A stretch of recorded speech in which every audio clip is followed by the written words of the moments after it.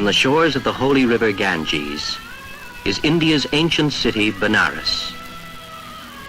For thousands of years, men have come here to seek union with their God in whatever form, to bathe away their sins in the holy waters, to liberate their souls from the cycle of birth and rebirth.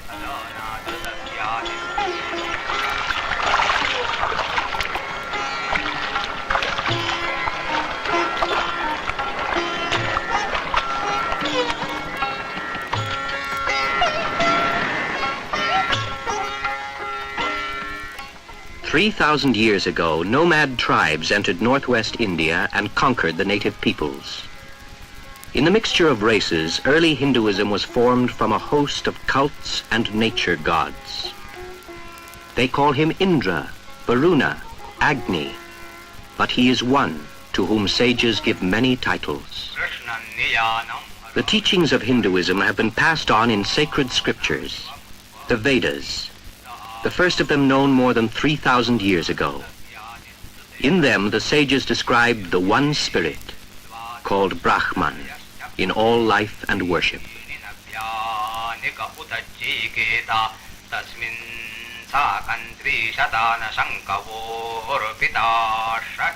In the Vedas began the idea of the genesis of the world as a divine order, the Brahman, to be renewed by religious ritual. In society, the divine order expressed itself as caste. The Shudra, farmer and working man.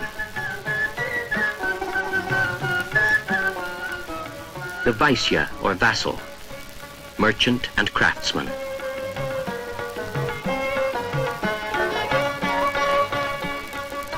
The Kshatriya, or noble, warrior, leader, and ruler.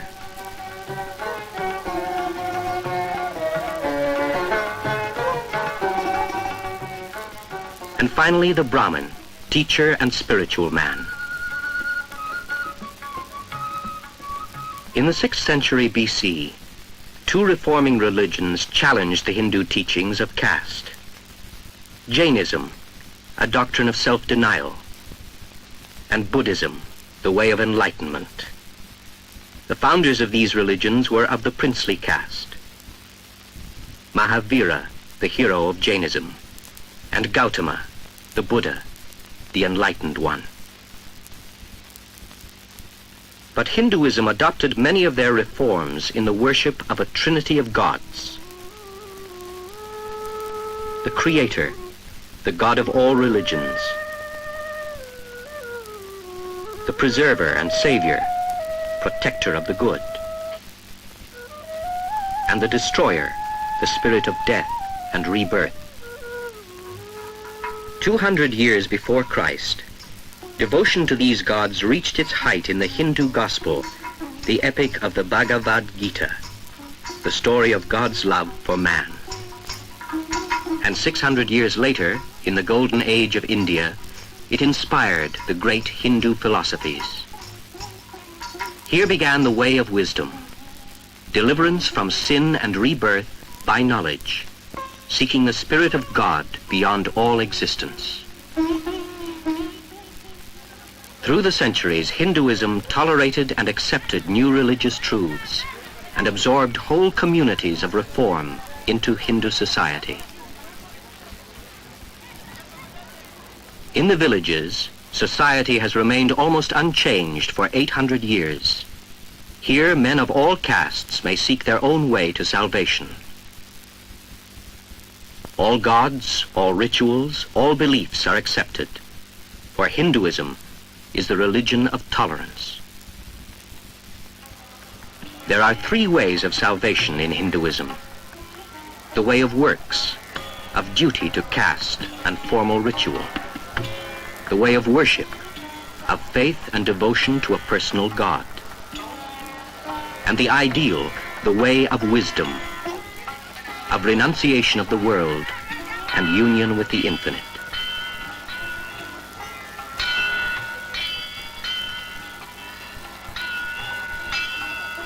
God, Brahman, is the essence of all religion. But God is not a person. God is the spirit in all things. It is in all action, all self, all being, in men, animals, plants. So for the Hindu, all life is sacred, but the world is a place of darkness and sin. The Spirit of God is divided. Each being, each self, is ignorant of its divinity. This is the message that the holy men carry with them. Man's worth is in his awareness of divinity, and the rules of life are set to bring him to union with the universal spirit. If a man has lived a good life, he will be reborn closer to the infinite. But he will be reborn a lesser being, even an animal, if he was sinful. No deed done can be undone. Man must attain purity through duty, self-surrender, service to the gods and to his fellow man. Thus all men, all castes, have their duty to each other and to the deity.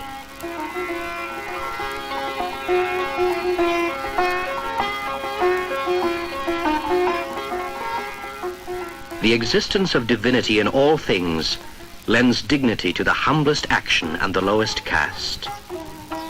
Utter no word to pain your fellow creatures. Revere the aged. Be self-reliant, humble and truthful. Eat no flesh and abstain from selfish indulgence. These are the ways of works.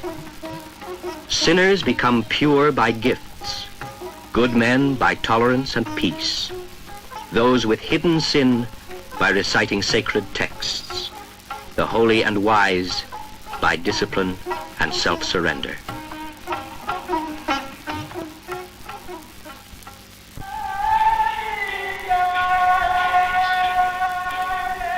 To millions of Hindus, however, God is not an impersonal spirit, but a personal deity, a savior.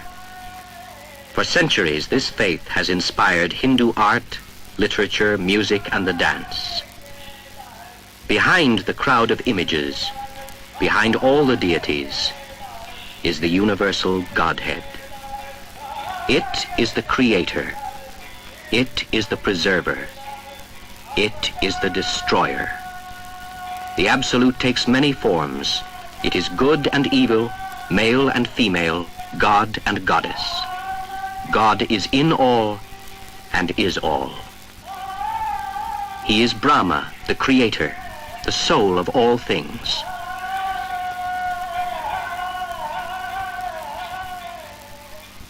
He is Vishnu, the protector of the good, a loving savior who comes down to earth in every age to lead mankind. He is Shiva, the destroyer, the immortal god of fertility and rebirth, the dancing god who makes the world his sport.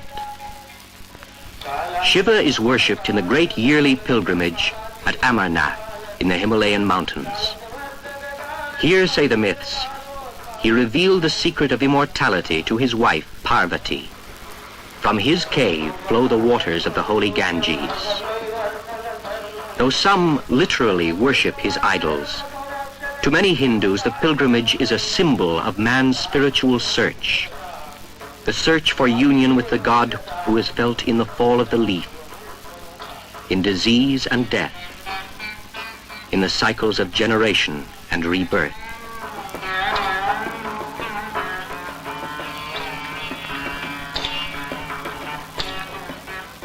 Shiva is worshipped in female form as the goddess Durga, the Great Mother.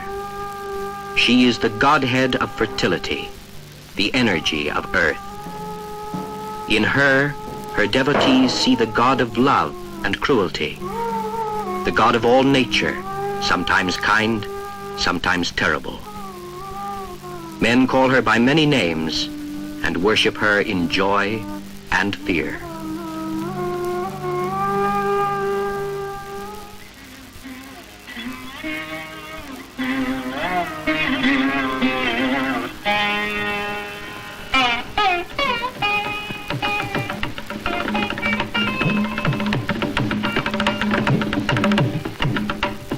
The worship of the Great Mother goes back to the dawn of history.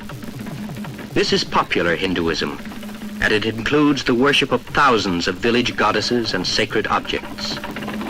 But it is tolerated by the learned, who say that man needs material forms to center his thoughts on God.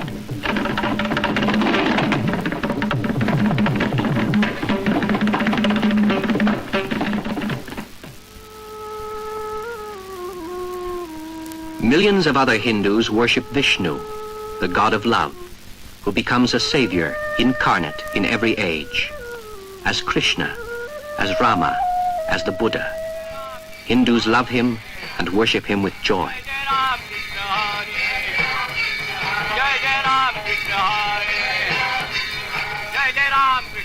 Praise be to Rama, to Krishna, to the Lord of Lords, they sing.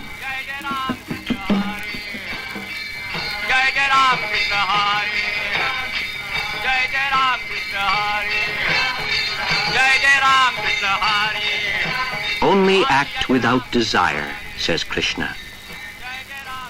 Each man is condemned to action, but by indifference to the self, to honor and shame, to pleasure and pain, we reach true purity.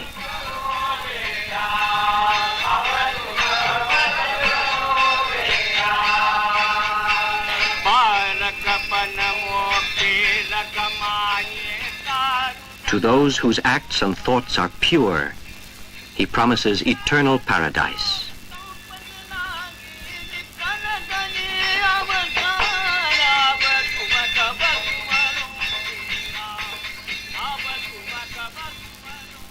For Hindus, there is an ideal way of salvation, the way of wisdom. It begins with the life of the student who goes to a teacher to study the sacred books. He wears the mark of his sect on his forehead. He must beg his food. He must practice the way of works, the duties of caste and religion. Then he may return to his family and marry. He becomes a householder and citizen, living the life of the world, praying for his ancestors, expiating all sins committed against living things. But if he feels a vocation beyond the way of works and devotion, he may renounce the world and become a hermit. He becomes indifferent to all that he loved. He renounces worldly objects. He seeks the God of gods in whom no opposition exists. At last he becomes a holy man, freed from the world of illusion and rebirth, seeking final liberation, absorption in the infinite. Let him not desire to live. Let him not desire to die. Let him wait for his appointed time, as a servant waits for the payment of his wages. In deep meditation, let him recognize the subtle nature of the Supreme Soul and its presence in all living. He who has given up all attachments reposes in God alone. He attains the eternal Brahman.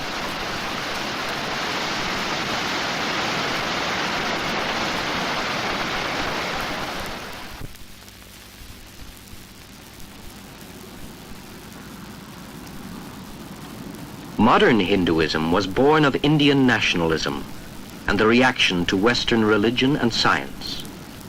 Now, for millions of Hindus, there is a renaissance of social reform and missionary activity. There has been a return to the spirit of true tolerance in the reform of the caste system. Untouchability is now illegal, and Hindus of all castes may live and eat together. Believing that God is in all religion, Hindus respect the teachings of other faiths.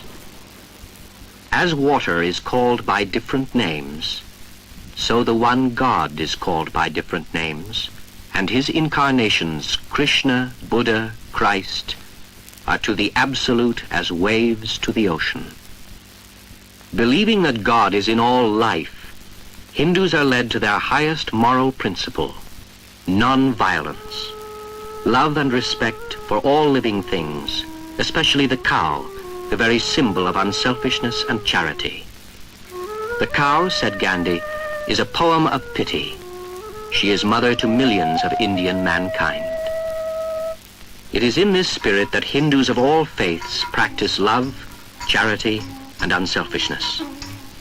By charity towards others, they seek union with God in this world of exile and suffering. They dispel the illusion that each soul is separate and alone.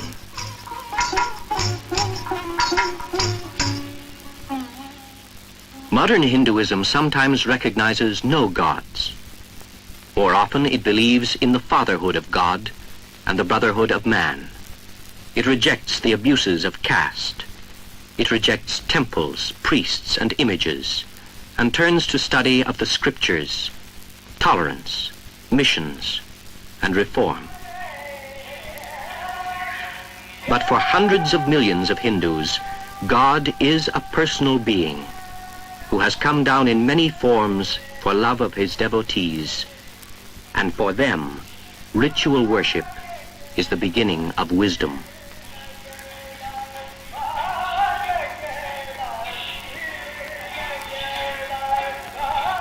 Like the husks of a grain of wheat, so rites and ceremonies contain the germ of truth, and every man must perform them before he reaches the center.